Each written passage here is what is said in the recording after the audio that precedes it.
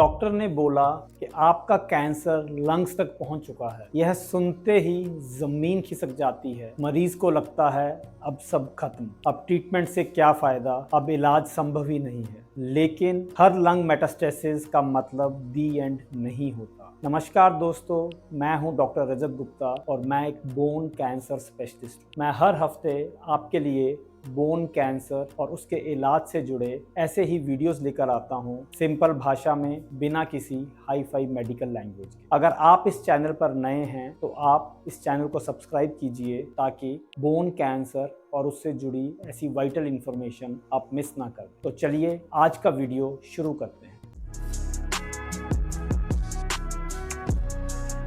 आज हम बात करेंगे कि जब बोन कैंसर जैसे कि ऑस्टियोसार्कोमा या इविंग सार्कोमा लंग्स में पहुंच जाए तो क्या हो सकता है। हमें सबसे पहले ये समझना होगा कि बोन कैंसर में लंग्स ही हमारा फर्स्ट फिल्टर एक्ट करते हैं, हमारी सर्कुलेशन का फर्स्ट फिल्टर होते हैं। मतलब कि बॉडी में जो भी कैंसर के सेल्स घूम रहे होते हैं उनको लंग्स ही सबसे पहले फिल्टर करते हैं। लेकिन लंग्स में स्पॉट्स दिखना और एक होपलेस सिचुएशन होना दोनों सेम चीज नहीं होती। आमतौर पर 3 कंडीशंस हो सकती हैं। पहला कि कैंसर के इलाज से पहले ही लंग्स में बीमारी थी। दूसरा, फॉलोअप स्कैन्स में लंग्स में छोटे नोड्यूल्स दिखाई दिए। और तीसरा कि कैंसर पूरी तरह से बॉडी में फैल चुका है और साथ ही साथ लंग्स में भी आया है। इन तीनों ही कंडीशंस में हमारा इलाज और हमारा प्रोग्नोसिस और हमारा सर्वाइवल या आउटकम अलग होता है। इसलिए इंटरनेट पर जेनरिक सर्वाइवल नंबर्स देखकर पैनिक करना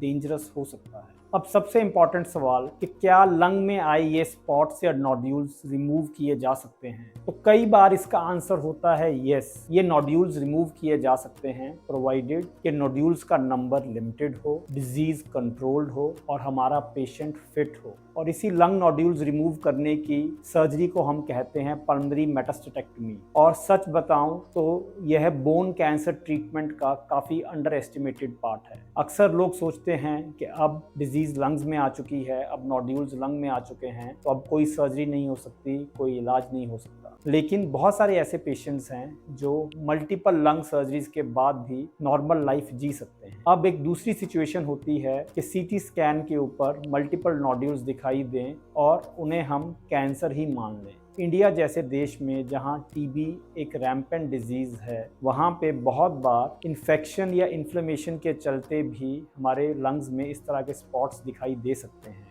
इसलिए चेस्ट के सीटी स्कैन पर हर छोटे स्पॉट या नोड्यूल को देखकर पैनिक करना या उसे स्टेज 4 समझ लेना गलत हो सकता है। आपके केस में क्या इसमें हमें बायोप्सी करनी है, क्या इसमें हमें पेट सीटी स्कैन करना है या फिर इसे ऑब्जर्व करके रखना है, यह सब इंडिविजुअलाइज्ड डिसीजन होता है। लेकिन मैं यहाँ आपको कोई फॉल्स होप नहीं देना चाहूँगा। बहुत बार ऐसे कैंसर्स अग्रेसिव होते हैं, बार बार रेकर करते हैं और ऐसे केसेस में उनका क्योर पॉसिबल नहीं होता। तो ऐसे केसेस में हमारा एम डिजीज कंट्रोल करना होता है, पेशेंट की क्वालिटी ऑफ लाइफ को इम्प्रूव करना होता है, पेशेंट के सिम्टम्स को मैनेज करना होता है ताकि पेशेंट की क्वालिटी ऑफ लाइफ कम से कम हैम्पर हो।